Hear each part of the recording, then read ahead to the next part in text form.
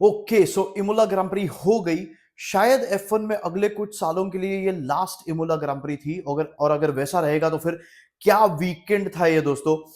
पहले जरा qualifying results के बारे में बात करते हैं, ठीक है।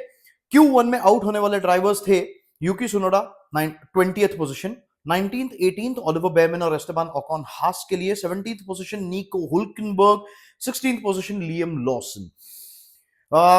यहाँ पे बेयरमैन के बारे में बात करनी पड़ेगी कि शायद बेयरमैन की पोजीशन 19 से बेटर हो सकती थी। एक पॉइंट पे Q1 खत्म होते होते ही एक एक्सीडेंट हुआ फ्रैंको कोलापिंटो का, उसके बारे में बाद में बात करते हैं। लेकिन फ्रैंको का एक्सीडेंट हुआ, रेड फ्लैग हो गया। ओलिवर बेयरमैन ने मेरे हिसाब से तो स्टार्ट फिनिश स्ट्रेट की वो जो लाइन है वो क्रॉस की थी रेड फ्लैग्स आने के पहले, लेकिन एफआईए ने आई थिंक एफआईए के हिसाब से वो रेड फ्लैग आने के बाद बेयरमैन ने लाइन क्रॉस की है, तो इसलिए वो लैप टाइम डिलीट हो गया and the position is 19th। लेकिन यूकी सुनोडा के बारे में बात करते हैं। Q1 शुरू होते ही अपने पहले ही फ्लाइंग लैप पे यूकी सुनोडा का एक बहुत ही खतरनाक एक्सीडेंट हुआ।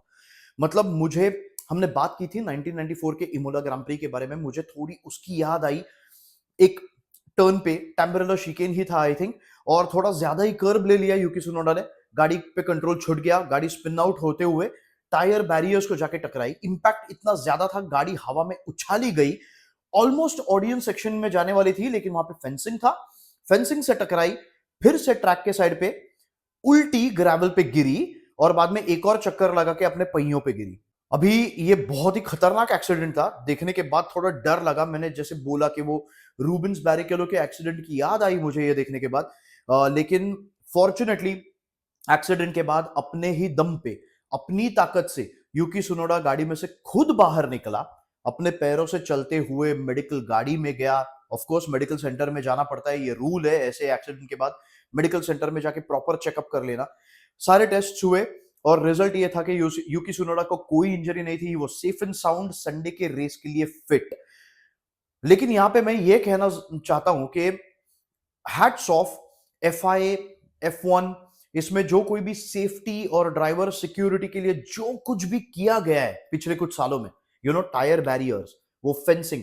दोस्तों अगर वो फेंसिंग उतना अच्छा नहीं होता तो दूसरे बाजू पे मार्शल्स थे, सिक्योरिटी गार्ड्स थे, ऑडियंस मेंबर्स थे, कैमरामैन थे, फोटोग्राफर्स थे, बहुत सारे नॉर्मल सिविलियन पब्लिक थे जहां पे ये गाड़ी जाती थी। और यू नेवर नो कि ऑडियंस में जब भी गाड़ी जाती है तभी क्या हो सकता है क्या नहीं हो सकता, you never know.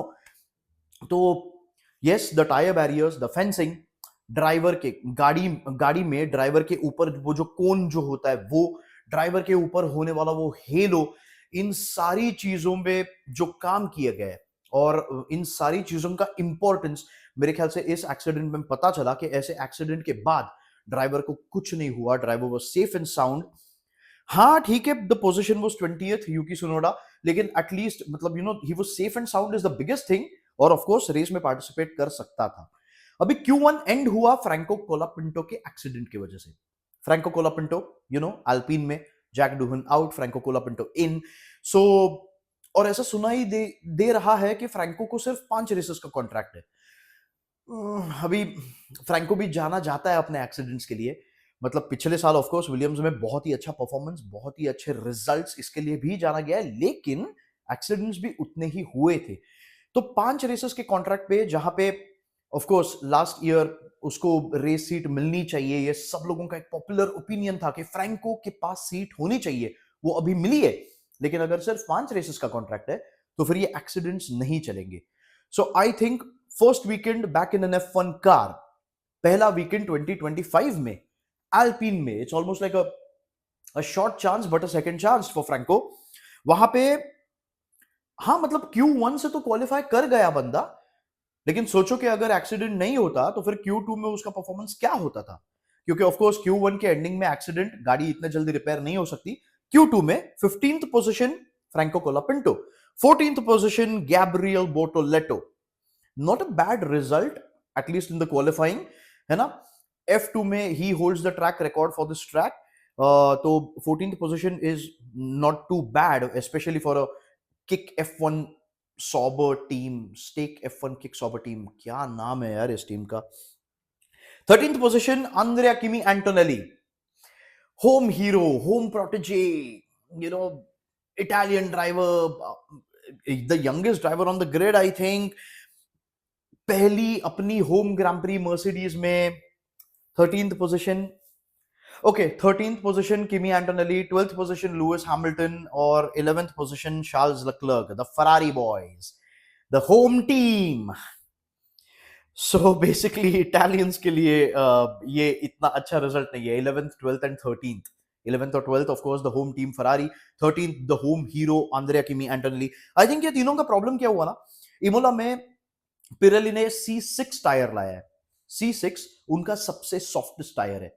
So normally इस ट्रैक पे C5 ये सॉफ्ट होता था शायद, लेकिन उन्होंने अभी इस साल के लिए इमोला पे C6 सबसे सॉफ्टेस्ट टायर इंट्रोड्यूस किया था. सो C6 soft, C5 medium, C4 hard.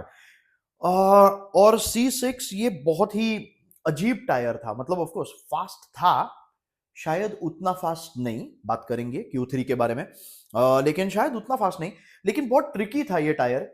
किस तरीके से वार्म अप करना है, किस तरीके से उसका टेम्परेचर मेंटेन करते रहना है, वो एक लैप के लिए ही क्यों ना हो, लेकिन एक लैप भी इस टायर पे करना थोड़ा मुश्किल था. और आई थिंक ये तीनों ड्राइवर्स को प्रॉब्लम वो हुआ. Q2 खत्म होते होते सारे ड्राइवर्स थे ट्रैक पे, है ना, 15 नहीं 14 ड्राइवर्स थे ट्रैक पे. और तो डेफिनेटली ट्रैफिक भी हुआ रहेगा. You have to reach the checkered flag, you have to cross the start finish straight before the checkered flag, ताकि आपकी लैप काउंट हो सकती है. और मेरे ख्याल से वो ट्रैफिक को नेविगेट करते करते और वो time restriction, so I think तीनों ड्राइवर्स को उस टायर को स्पेशली प्रॉपरली वार्म अप नहीं कर पाए, इसीलिए वो लैप प्रॉपरली प्लेस नहीं कर पाए. सो 11th, 12th and 13th, horrible result for Ferrari, bad result for Antonelli, but yeah, that's where they were. Speaking of Q3, okay, let's talk about Q3. 10th position Pierre Gasly, 9th position Isack हैजा. बहुत ही अच्छा performance हो रहा है ईजैक का we car में. मतलब जब भी यूकी सुनोडा था पहले 2 रेसेस के लिए भी, तभी भी of course Australia was a bad start for Isack, लेकिन बाद में सेकंड ग्रांड प्री में उसने काफी अच्छा परफॉर्म किया, got his bearings back a bit China में. और बाद में बहुत ही कंसिस्टेंटली लियम लॉसन के ऊपर क्वालिफाई भी कर रहा है, लियम लॉसन के ऊपर फिनिश कर रहा है. He is, I think, the highest scoring driver after Max Verstappen in the Red Bull family. So good job by Isaac Haja. 8th position Lance Stroll, upgrade शायद काम कर रहे हैं. 7th position and 6th position Alex Albon और Carlos Sainz respectively for the Williams. This was incredible for the Williams. Williams का overall ये weekend को performance बहुत ही अच्छा रहा. 5th position Fernando Alonso for the Aston Martin. 4th position Lando Norris. 3rd position George Russell. 2nd Max Verstappen. 1st Oscar Piastri.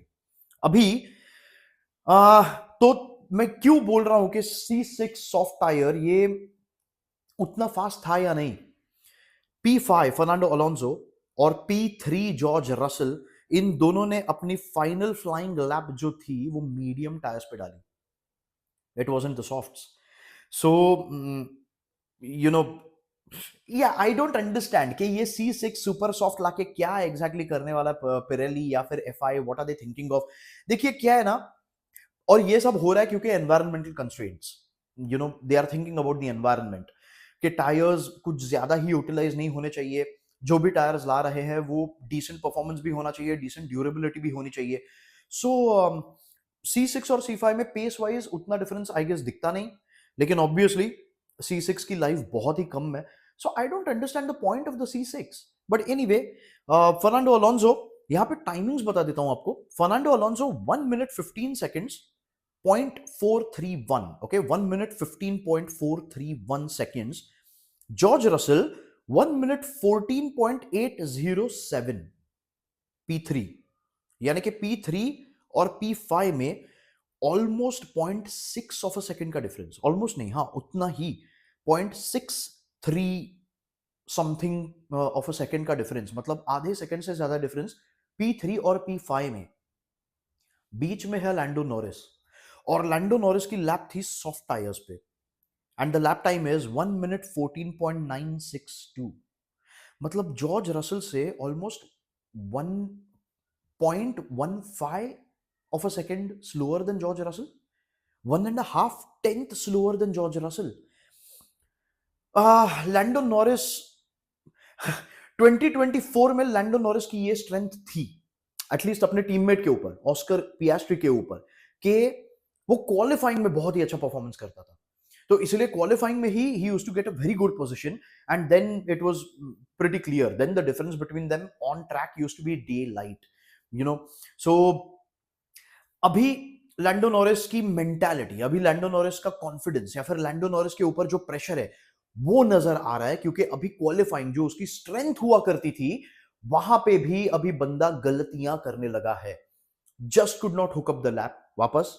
वही problem हो सकता है शायद, क्योंकि लैंडो नॉरिस की लैप वो सॉफ्ट टायर्स पे थी, है ना, C6, शायद बराबर से वार्म अप नहीं कर पाया या क्या हुआ पता नहीं। लेकिन 1.5 tenth slower than George Russell is a huge gap. लेकिन बात करते हैं, क्योंकि Lando Norris in that McLaren the MCL39, जो by far it is the strongest car on the grid, P4 position Mercedes से 1.5 टेंथ पीछे, लेकिन ऑस्कर पियास्ट्री उसी का टीममेट जो फर्स्ट है, उसकी लैप टाइम है 1 मिनट 14.670, यानी कि ऑस्कर पियास्ट्री और लैंडो नॉरिस में ऑलमोस्ट 3.5 टेंथ्स का डिफरेंस है। ये बहुत बड़ा डिफरेंस है, बहुत बड़ा। फर्स्ट और सेकंड के बीच में अगर जो गैप है उसके बारे में अगर बात करने के लिए जाए, तो फिर for the 7th race in a row, the difference between the first and second position is less than 1/10 दोस्तों। Oscar Piastri 1 minute 14.670, Max Verstappen 1 minute 14.704, 0.034 का difference, 300ths of a second, 34,000ths of a second का difference है सिर्फ दोनों में। ये first और second की बैटल ना अब तक एटलीस्ट क्वालिफाइंग में बहुत ही मजेदार हो रही है, और यहां पे अभी हमें लैंडो नॉरिस के चैंपियनशिप के बारे में भी बात करनी होगी, क्योंकि अगर ये परफॉर्मेंस अगर ऐसा रहा, क्वालिफाइंग जो उसकी स्ट्रेंथ हुआ करती थी, वहां पे अगर गाड़ी पे उतना कॉन्फिडेंस नहीं आ रहा है, अगर वो उतना लिमिट्स को पुश नहीं कर पा रहा है, और अगर ये डिफरेंस होने वाला है, तो धीरे धीरे वो पॉइंट्स टेबल में और पीछे गिरते जाएगा। I mean of course race में क्या होता है, ऑफ कोर्स उसके बारे में बात करना जरूरी है, लेकिन you know the chances are, अगर आप क्वालिफाइंग में पीछे हो तो फिर रेस में आप पीछे ही रहोगे, otherwise you are playing catch up, right. So अगर ये ऐसा रहेगा तो फिर एक पॉइंट के बाद, या या तो समर ब्रेक के बाद, या फिर may be even after Spain for that matter, अगर ऑस्कर पियास्ट्री और लैंडो नॉरिस के बीच में अगर गैप सिग्निफिकेंट रहेगी, तो शायद मैक्लारेन डिसाइड कर दे कि इस बार चैंपियनशिप के लिए फेवरेट उनके लिए भी ऑस्कर पियास्ट्री है। मैक्लारेन कैंप में ही शायद Oscar पियास्ट्री becomes the number 1 driver, and that will be bad for Lando Norris.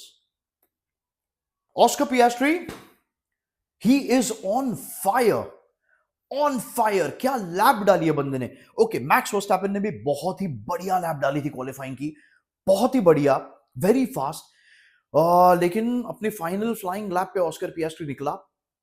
He was one of the first person to start his final flying lap, तो इसलिए बाकी की गाड़ियां ट्रैक पे थी, जो आउटलैप पे थी, जो अपने टायर्स वार्म अप कर रहे हैं, सेटअप कर रहे हैं अपने गाड़ी को उनके फ्लाइंग लैप के लिए। और ऑस्कर पियास्ट्री को अपने क्वालिफाइंग लैप में बहुत सारे गाड़ियों को ओवरटेक करना पड़ा। सेक्टर 1 उसके लिए क्लीन था, सेक्टर 2 में शायद 1-2 गाड़ियां, लेकिन sector 3 specially the last 2 turns, वहीं पे ऑस्कर पियास्ट्री को ऑलमोस्ट 3 गाड़ियों को ओवरटेक करना पड़ा। 2 टर्न्स में, लास्ट के 2 टर्न्स में 3 गाड़ियों को ओवरटेक करना पड़ा। ऑब्वियसली ऑस्कर की फ्लाइंग लैप है, बाकी के सब लोग आउट लैप पे है, या फिर they are setting it up, so इसलिए ऑब्वियसली कोई भी रेसिंग ट्रैक पे रहा नहीं, सब लोग बाहर थे रेसिंग लाइन के, allowed him a clean road to go.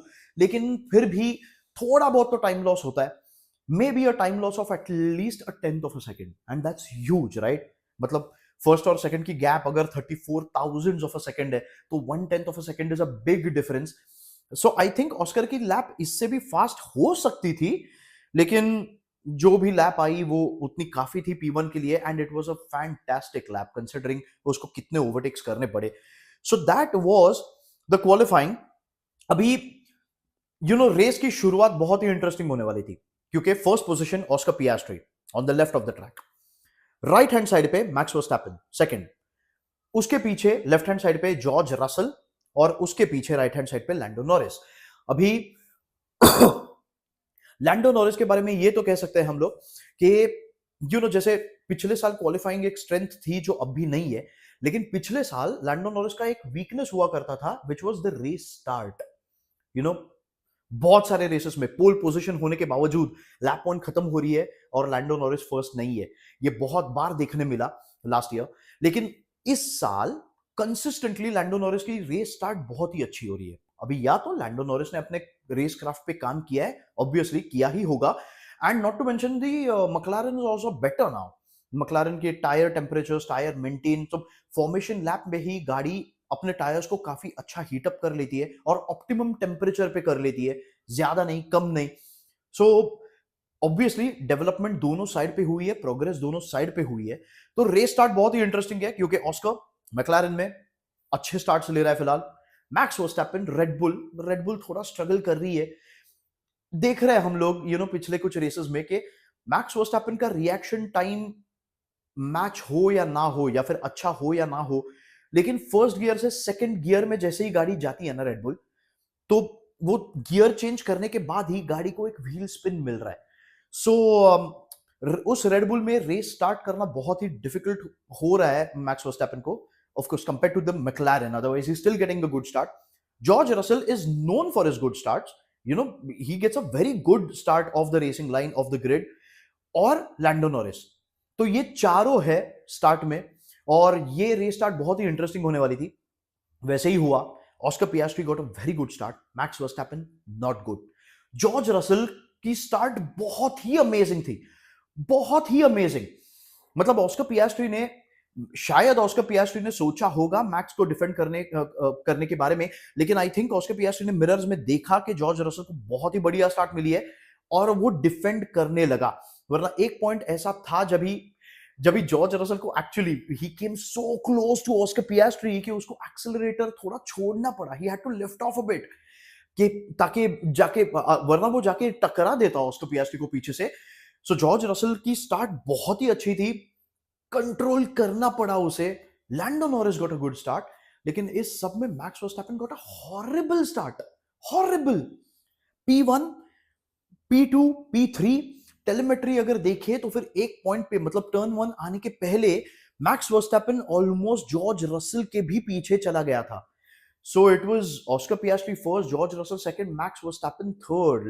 लैंडो Norris को ऑफ कोर्स अपनी गाड़ी, अपनी पोजीशन एडजस्ट करनी पड़ी क्योंकि एक बाजू में जॉर्ज रसल, एकदम ही सामने मैक्स वर्स्टैपेन।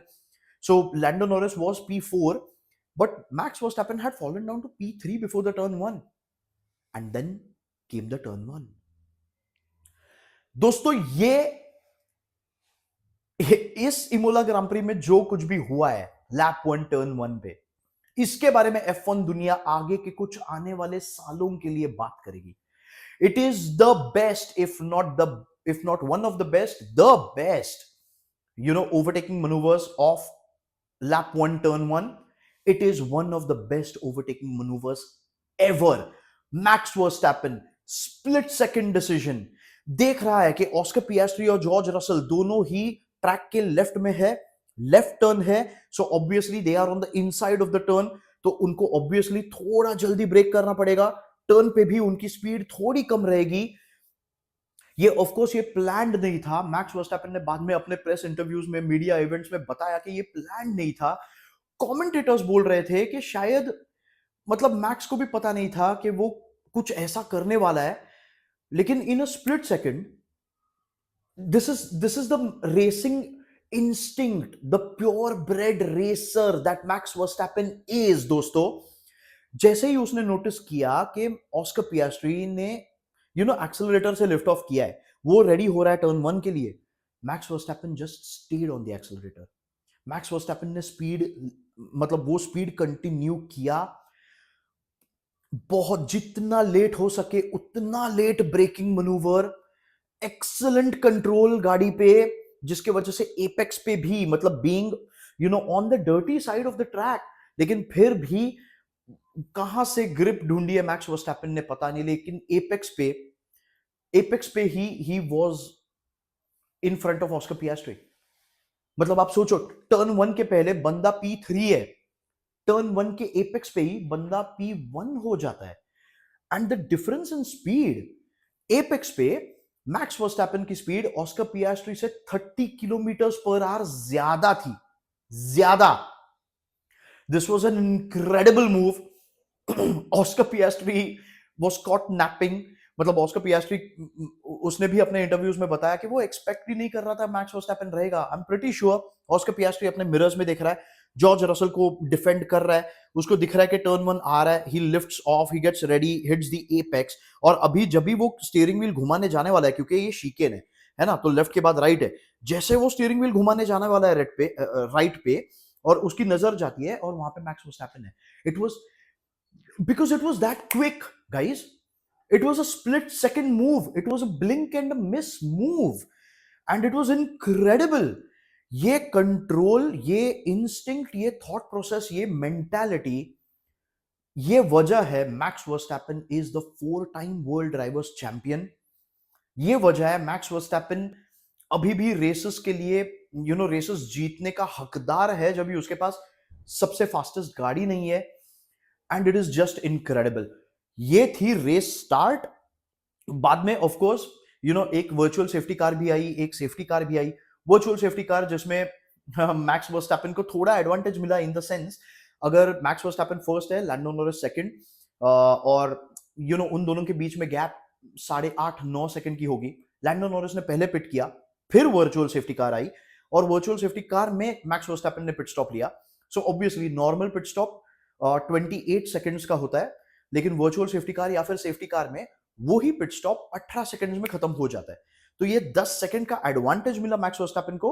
मैक्स वर्स्टैपन के पिट स्टॉप खत्म होने के बाद जब भी उसने ट्रैक को रिजॉइन किया, तभी वो फर्स्ट था, लैंडो नॉरिस सेकंड, और उन दोनों के बीच में the gap was 18 seconds, 18-19 seconds, huge gap. और लैंडो नॉरिस नहीं, I think it was Oscar Piastri in the second place, लेकिन 18-19 सेकंड्स की गैप थी।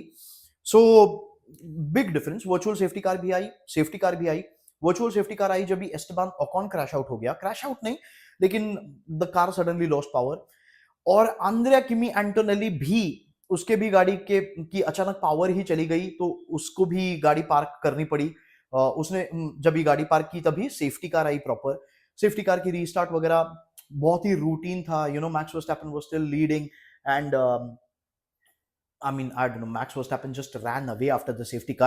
Results के बारे में बात करते हैं directly. So basically there were only two cars that did not finish, Esteban Ocon और Andrea Kimi Antonelli. तो Andrea Kimi Antonelli के लिए basically उसकी पहली होम ग्रां प्री इन F1, वो भी मर्सिडीज जैसे टीम में, and not a good weekend. Q2 में, क्वालिफाइंग में Q2 में out, 13th position, did not finish the race, not a good weekend for Kimi Antonelli, but no worries, ठीक है। This was Imola, अभी तक मोन्जा आनी है, तो किमी एंटोनेली को भी एक और चांस मिलेगा।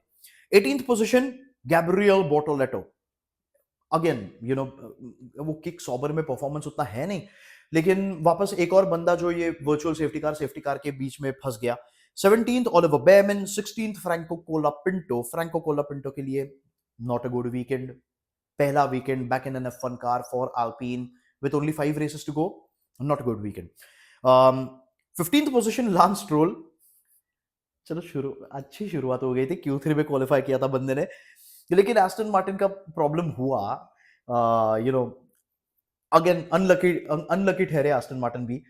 फर्नांडो अलोंसो और लांस स्ट्रोल दोनों ने पिट स्टॉप्स लिए थे, और पिट स्टॉप्स के बाद कभी तो वर्चुअल सेफ्टी कार आ गई, so which is the reason why actually possible था उनको अच्छे पोजीशन पे फिनिश करना, but this is where they are. 15th position Lance Stroll, 14th position Liam Lawson, 13th position Pierre Gasly, 12th position Nico Hulkenberg, not too bad. एक point पे actually Nico Hulkenberg points में था, लेकिन again बहुत पुराने tyres थे, क्योंकि उसने भी पिट स्टॉप लिया था एक, और तभी सेफ्टी कार आ गई, तो ऑब्वियसली उसके बाद उसको पिट स्टॉप लेने की जरूरत नहीं थी, ले नहीं सकता था।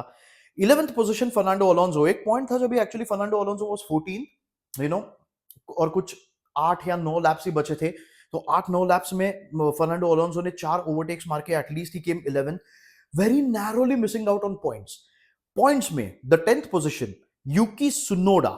सो good result for Yuki Tsunoda starting from the pits, of course 20th position in qualifying, लेकिन ऑब्वियसली पिट्स में से शुरू करना पड़ा, लेकिन into the 10th position is a very good result for Yuki. लेकिन only 0.8 of a second away from Fernando Alonso. So that is how close Fernando Alonso actually came, to the points. लेकिन unfortunately points मिले नहीं Alonso को. Alonso की season की शुरुआत बहुत ही बुरी हो रही है, और भाई साहब रेडियो मैसेजेस भी बहुत बुरे थे. मतलब अलोंसो वाज इरिटेटेड. लेकिन अपग्रेड्स आए हैं, शायद परफॉर्मेंस भी है गाड़ी में, ऐसा लग रहा है. होपफुली, मतलब इरिटेशन जो कुछ भी था वो मेरे ख्याल से नसीब के ऊपर था. He called himself the unluckiest driver on the grid. I think एक ड्राइवर है जो शायद फर्नांडो अलोंसो से एग्री ना करे, बात करेंगे. एनीवे, पॉइंट्स के बारे में बात करते हैं. 10th position Yuki Tsunoda. 9th position Isaac Hadjar. Isaac Hadjar is having a wonderful time, right? 8th position, Carlos Sainz, points for the Williams. 7th position, George Russell. Mercedes के लिए बहुत ही बुरा weekend. Andrea Kimi Antonelli out.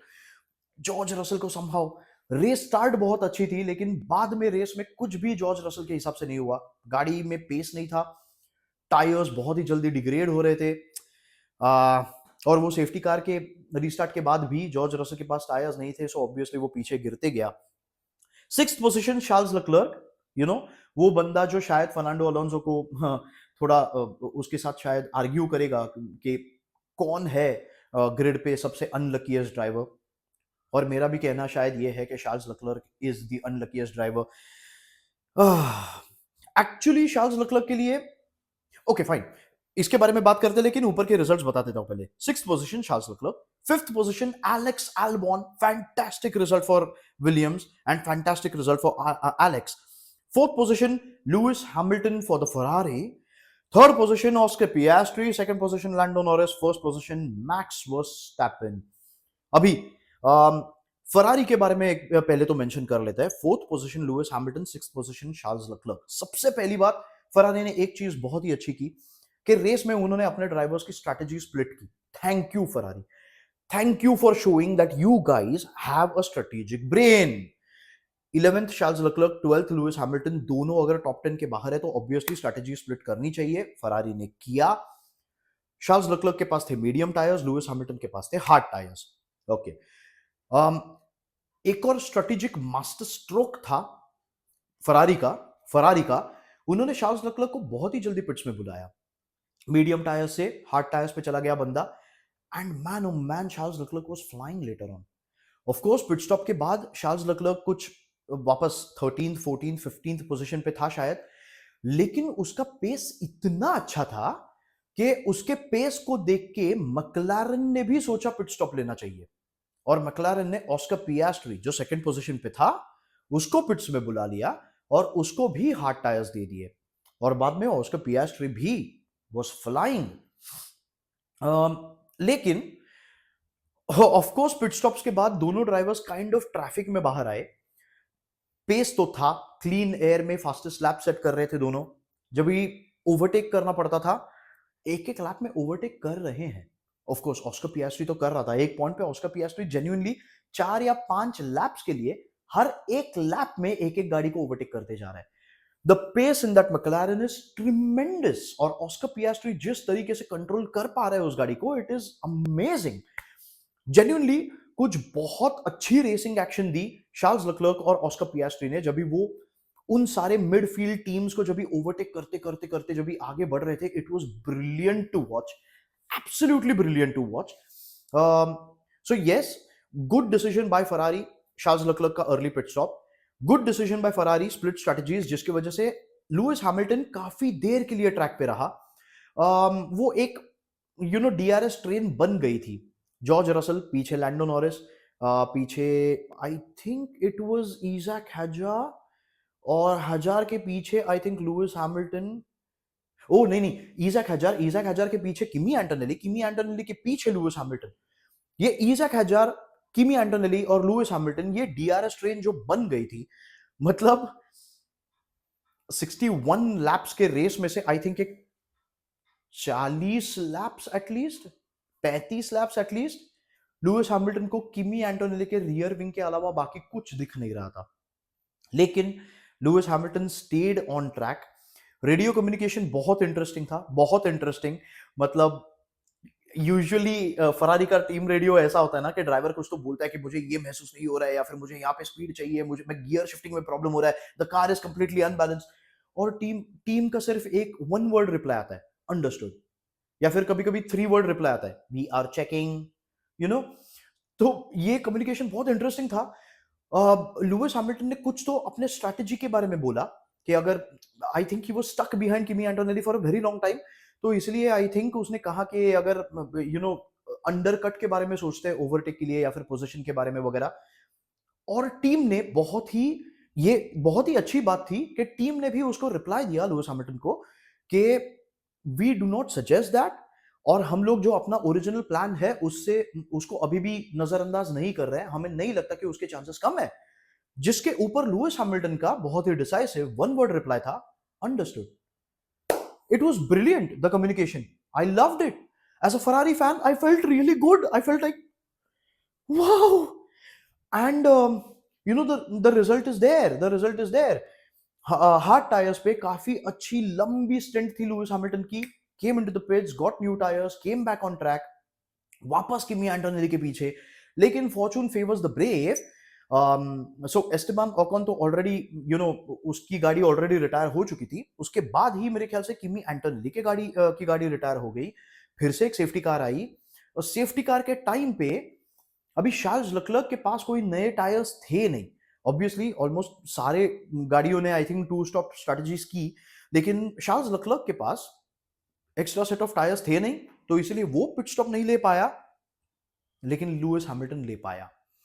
और वहां पे I think that is where again Charles Leclerc बहुत frustrate हो गया था रेडियो पे, and I can understand personally, मतलब पर्सनली शार्ल्स लेक्लर्क के लिए वो थोड़ा बुरा हुआ कि अभी जब भी रेस रीस्टार्ट होगी तभी इन टायर्स पे वो ऑब्वियसली वो रीस्टार्ट नहीं कर पाएगा, क्योंकि उसके टायर्स ऑलमोस्ट कुछ 15-18 लैप्स पुराने थे।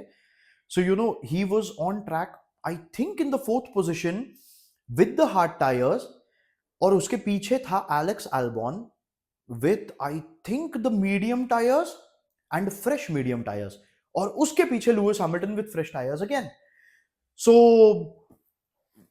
yeah, Charles Leclerc can think, yeah, that that he was unlucky, and maybe he was, लेकिन लुइस हैमिल्टन के लिए this was definitely lucky. Charles Leclerc Alex Albon के बीच में बहुत ही मतलब एग्रेसिव फाइट हुई ट्रैक पे, जिसका एडवांटेज एलेक्स अल्बॉन को मिला। आई थिंक फरारी को ऐसा लगा कि शायद चार्ल्स ने जिस तरीके से डिफेंड किया दैट वाज नॉट गुड, और एक पेनल्टी मिल सकती थी 5 सेकंड 10 सेकंड, और फरारी ने डिसाइड किया कि वो पेनल्टी को अवॉइड ही कर देंगे। उन्होंने चार्ल्स को बता दिया to allow Alex to go through. लेकिन ये बैटल जब चल रही थी तो एक पॉइंट पे जब भी चार्ल्स ने डिफेंड किया, एलेक्स को ऑफ कोर्स कोलिजन अवॉइड करने के लिए he had to go into the gravel. गाड़ी को कंट्रोल करते करते स्पीड बहुत बहुत निकल गया एलेक्स के हाथ से, और तभी लुइस हैमिल्टन ने ओवरटेक कर लिया एलेक्स को। बाद में लुइस हैमिल्टन ने चार्ल्स लेक्लर्क को बहुत आसानी से ओवरटेक कर दिया। Of course the tyre offset was huge, तो इसलिए वो ओवरटेक ऑब्वियसली होना जरूरी ही था, वो बहुत ही फटाक से हो भी गया। वो ओवरटेक होने के बाद फरारी ने फटाक से ऑर्डर दे दिया एलेक्स अल्बॉन को पास करने के लिए, मतलब allow Alex Albon to pass. ये ऑर्डर चार्ल्स लेक्लर्क के पास आ गई। Charles Leclerc of course obliged. Charles Leclerc वो पुराने टायर्स के साथ ही just did not have that pace to target Alex Albon again, which is the reason why 6th, 5th and 4th Charles Leclerc 6th, 5th Alex Albon, 4th Lewis Hamilton. लेकिन Alex Albon brilliant, मतलब वो aggressive भी था, he was fired up and he was doing everything right, it was amazing. Second and third, the battle between the McLarens, it wasn't really a battle, it wasn't really a battle। यहाँ पे फिर से वही हुआ, safety car के बाद Oscar Piastri के पास tyres नहीं थे, तो इसलिए ऑस्कर पियास्ट्री सेफ्टी कार के बाद जो रीस्टार्ट होने वाली थी वो कुछ इस ऑर्डर में हुई: Max Verstappen fresh tyres, Oscar Piastri old tyres, Lando Norris third fresh tyres, Charles Leclerc fourth old tyres, Alex Albon Lewis Hamilton fresh tyres. So हाँ, मतलब ऑस्कर पियास्ट्री सेकेंड पोजीशन थी हाथ में, पोजिशनल एडवांटेज था उसके पास, लेकिन obviously with 8-9 laps to go, for the race end, उतने tyres नहीं थे उसके पास कि वो डिफेंड कर पाए, वो भी against Lando Norris who is an equal machinery. And I think okay ठीक है, उसके बारे में बाद में बात करेंगे, लेकिन इन इक्वल मशीनरी अगेन, लेकिन टायर ऑफसेट इतना ज्यादा था, फिर भी ऑस्कर पियास्ट्री ने फाइट दी लैंडो नॉरिस को, एक 2-3 लैप्स की तो फाइट दी रीस्टार्ट के बाद, लेकिन एक पॉइंट पे Lando Norris made the overtake happen, smooth, straight forward, very very easy overtake for Lando Norris, and that is why the finishing order is this कि Lando Norris second, Oscar Piastri third। लेकिन think about it, एक 3-4 lapse का defence होगा शायद Oscar पियास्ट्री का Lando Norris के ऊपर, वो 3-4 लैप्स में मैक्स वर्स्टैपेन, पहली बात when it comes to safety car restarts, Max Verstappen is the king, और उसने फिर से एक बार प्रूव किया। मैक्स वर्स्टैपेन की रीस्टार्ट तो बहुत ही बढ़िया थी, बहुत ही बढ़िया, और जब तक ऑस्कर पियास्ट्री लैंडो नॉरिस को डिफेंड कर रहा था, तभी मैक्स वर्स्टैपेन ने एक 5 सेकंड की गैप डेवलप कर दी थी उसके बीच में और whoever the car is in the second position. So when Lando Norris actually made the overtake happen, the gap between Max Verstappen and Lando Norris was 5 and 5.2 seconds with 5 laps to go. मतलब अभी अगर लैंडो Norris को अगर max Verstappen को target करना है या फिर उसके साथ अगर फाइट करनी है रेस विक्ट्री के लिए, then Lando Norris has to be 1 second, 1.25, 1.5 second faster than Max Verstappen. हो सकता है क्या? ऑफ कोर्स हो सकता है, वो मकलारन में है, कम ऑन, लेकिन नहीं हुआ क्योंकि मैक्स है। रेस खत्म हुई है, Max Verstappen first with a 6.1 second gap on Lando Norris. Guys, race restart छोड़ो, race start, lap 1 turn 1 was a brave move, was an amazing move, it was one of a kind move। कुछ लोग कहते हैं कि वहीं पे Max Verstappen actually race जीत गया था, कम ऑन, नॉट एग्जैक्टली। जब तक ऑस्कर पियास्ट्री उसके पीछे था, the gap was still 2.5-3-4 seconds. Oscar Piastri के पिट स्टॉप के बाद लैंडो नॉरिस जब भी सेकंड पोजीशन पे आ गया, the gap always remained 8.5, 9, 9.5, 10 seconds. कभी कभी लैंडो नॉरिस 9.5 से गैप को लेके आता था 8.5 पे, अगले 2 लैप्स में वो 8.5 सेकंड्स की गैप फिर से 9.5 सेकंड्स की हो जाती थी। कुछ लोग कह रहे हैं कि वापस मैक्स वर्स्टैपेन को सेफ्टी कार का एडवांटेज मिला, sorry, Lando Norris went into the pits, came out, and कितना 28, 30, 36, 38 सेकंड्स की गैप थी। ऑफ कोर्स सेफ्टी कार आ गई, लेकिन 36, 38 सेकंड्स की गैप है मैक्स वर्स्टैपेन और सेकंड पोजीशन ड्राइवर के बीच में।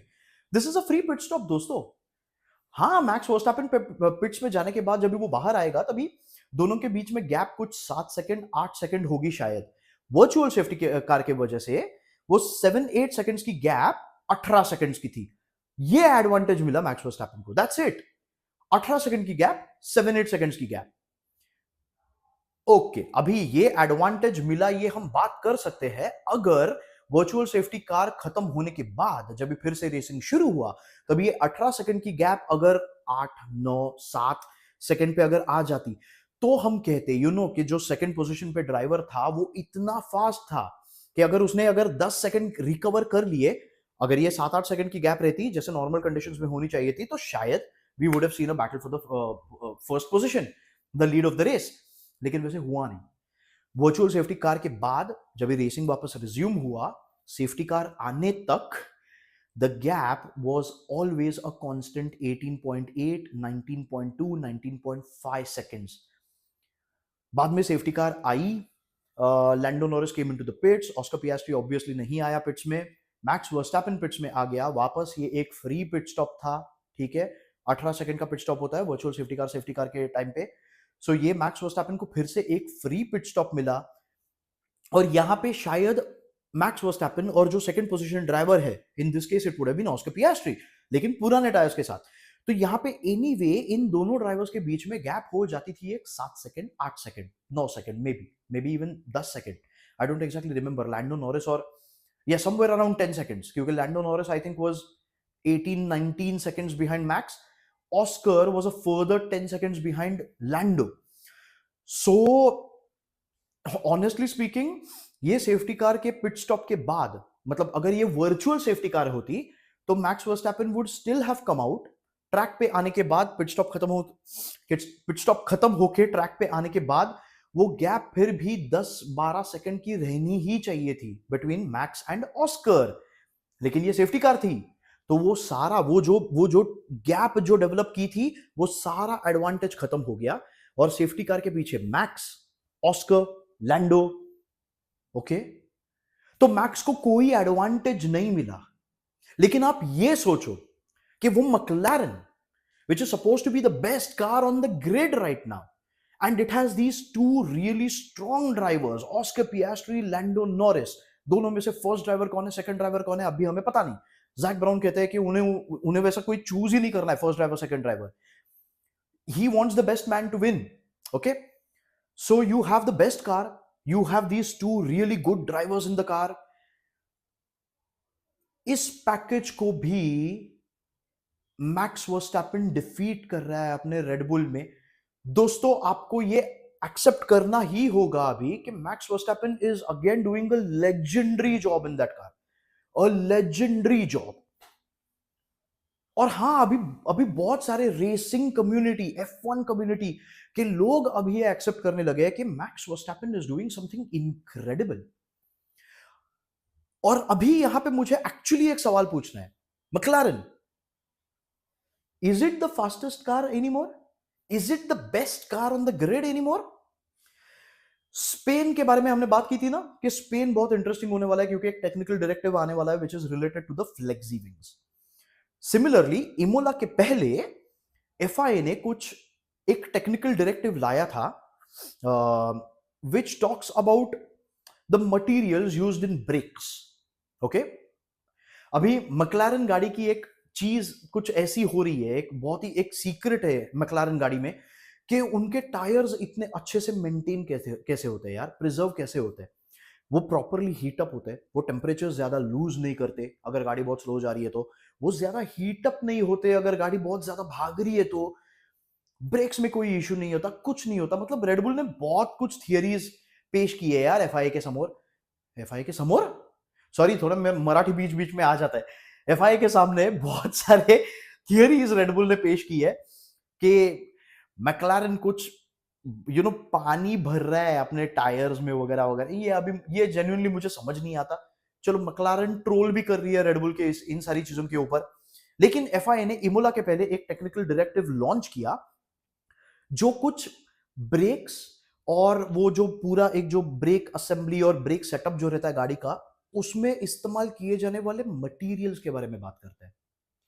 तो मैक्लारेन की एक थियरी, मतलब ये स्पेकुलेशन है, ठीक है ना, ये रूमर है, एक थियरी ऐसी भी है कि मैक्लारेन अपने ब्रेक्स में कुछ ऐसा मटेरियल इस्तेमाल करती है जो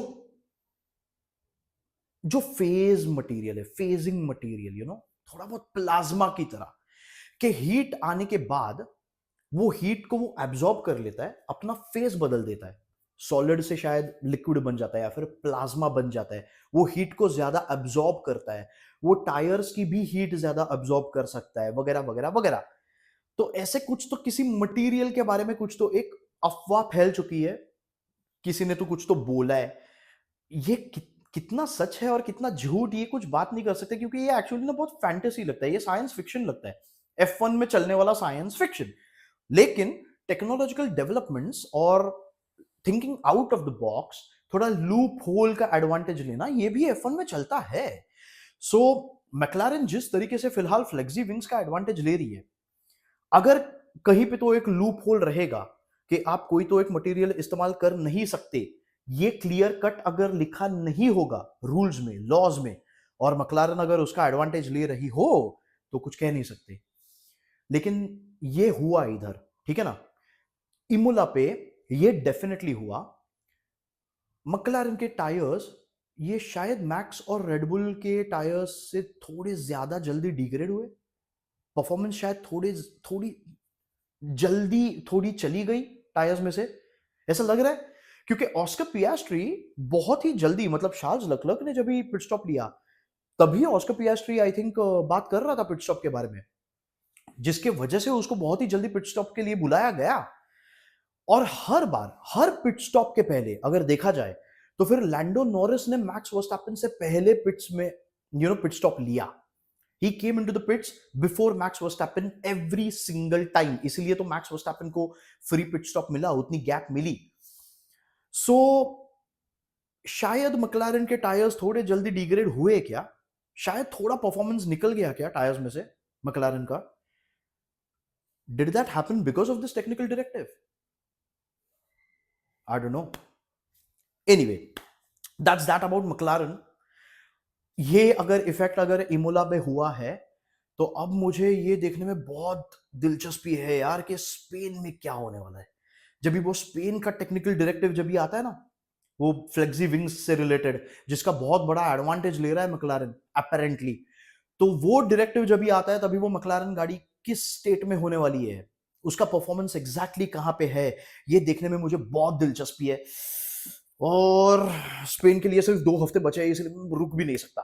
एनीवे, ये हो गया मैक्लारेन के बारे में. लेकिन अभी चैंपियनशिप के बारे में बात करते हैं जरा.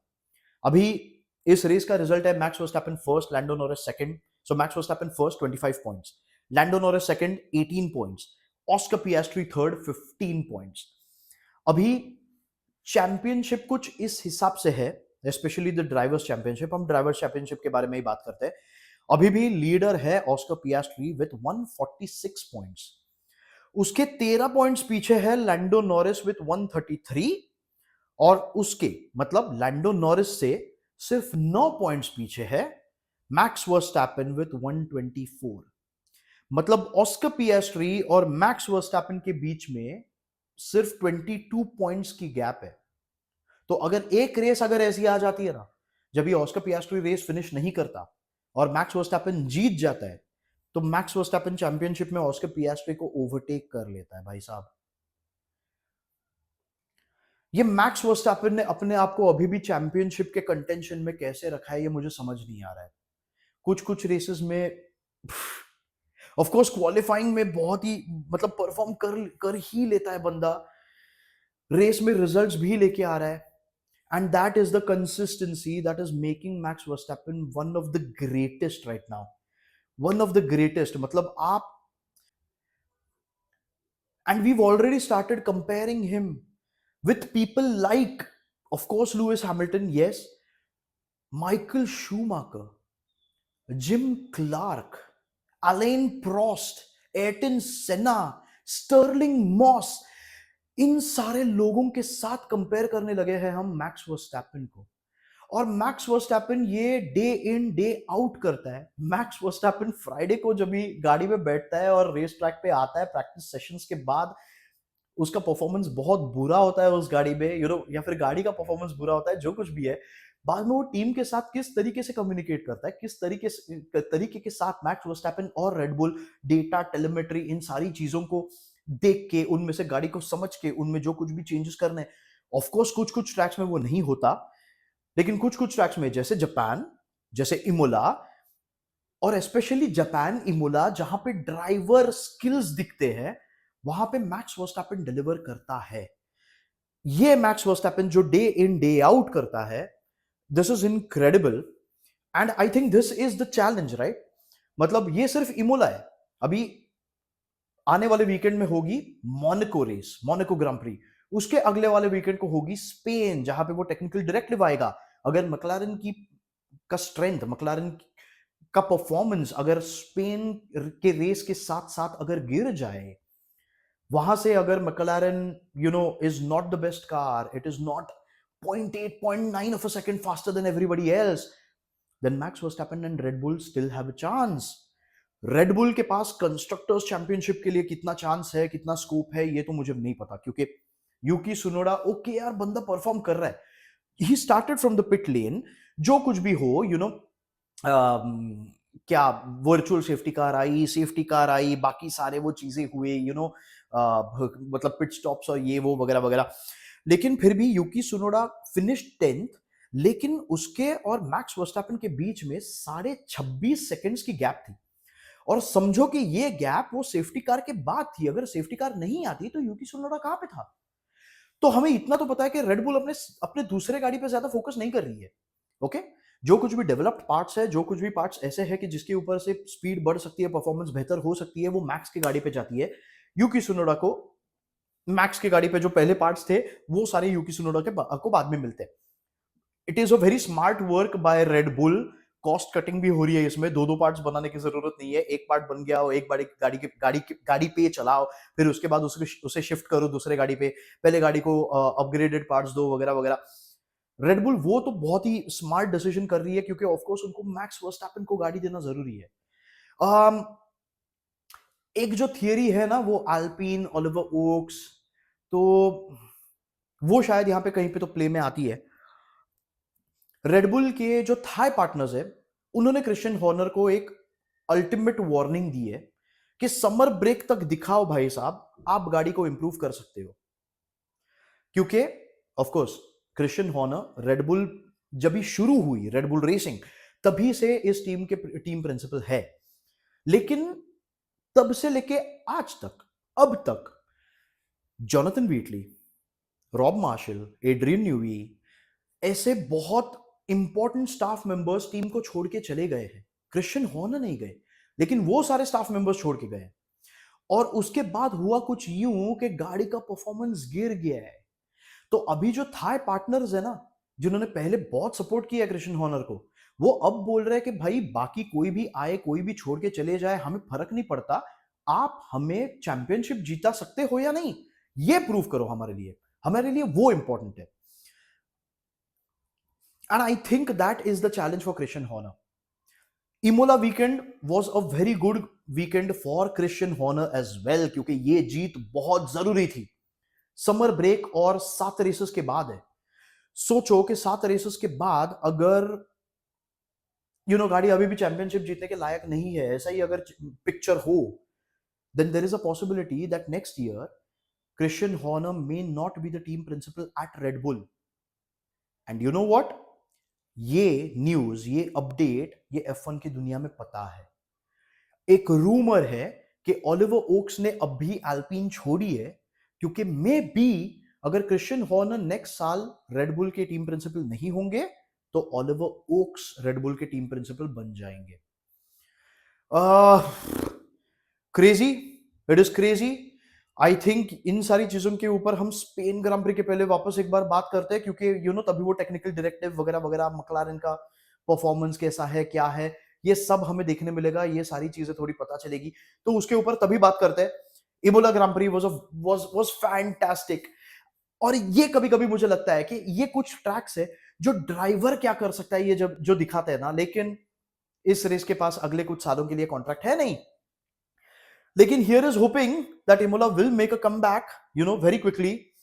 चौथी रेस लगातार जीता है मैक्स वर्स्टैपेन इस ट्रैक पे। So I think 2022 this track made a comeback on the F1 calendar. 2022 से लेके अब तक 2022, 3, 4, 5 मैक्स वर्स्टैपेन जीता है इमोला ग्रां प्री। अभी अगली ग्रां प्री है मोनाको का पिक्चर थोड़ा अलग होगा, बात करेंगे, लेकिन भाई साहब ये मजा है, एंजॉय करते हैं, ये है F1 बेबी।